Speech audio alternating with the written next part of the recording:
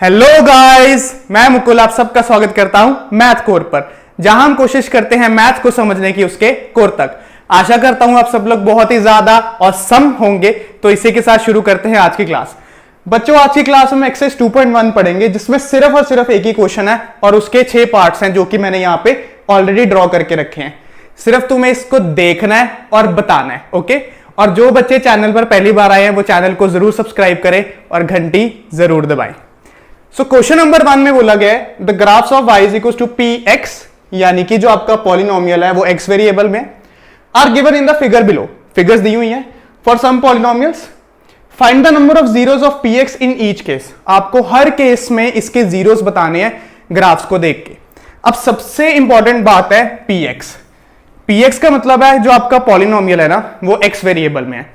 जितनी बारी आपका ग्राफ x एक्सिस को टच करता मिलेगा उतने ही उसके जीरोस। ध्यान से मेरी बात सुनना, जितनी बारी ग्राफ x एक्सिस को टच करेगा उतने ही उसके जीरोस।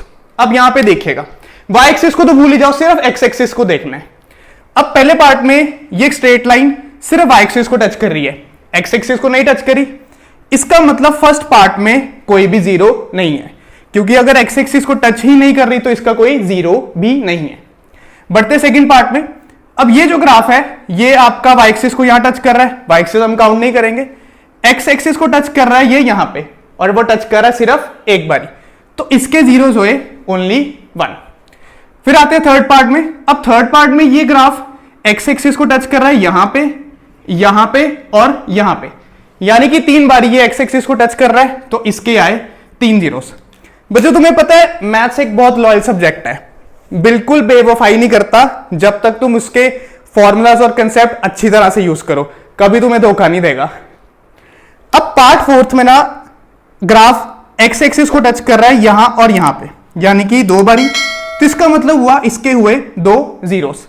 पर ये जो यू शेप है ना इसको बोला जाता है पैराबोला। मेरी बात ध्यान से सुनना, जो ये यू शेप है ना इसको बोला जाता है पैराबोला।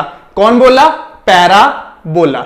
अब ये भी एक नंबर में क्वेश्चन आता है कि जो क्वाड्रेटिक पॉलिनोमियल होता है उसका ग्राफ की शेप क्या होती है, तो उसको बोलते हैं पैराबोला। PARABOLA, पैराबोला, ये याद रखना है आपने। फिर आगे बढ़े फिफ्थ पार्ट में, ये जो ग्राफ है वो टच कर रहा है एक्स एक्सिस को यहां पे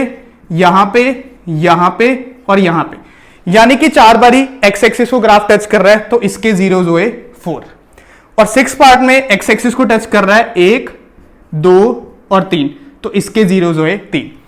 आपने सबसे इंपॉर्टेंट ये देखना है कि जो ग्राफ है वो px में है या py में। अगर px है तो x एक्सिस को देखना है, अगर py है तो y एक्सिस को देखना है।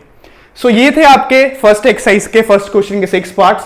आई होप आप सबको ये सब समझ आया होगा। किसी को भी किसी तरह की प्रॉब्लम आए प्लीज कमेंट बॉक्स में पूछना, और नेक्स्ट क्लास में हम एक्सरसाइज 2.2 डिस्कस करेंगे। तो till then be safe, be happy, bye.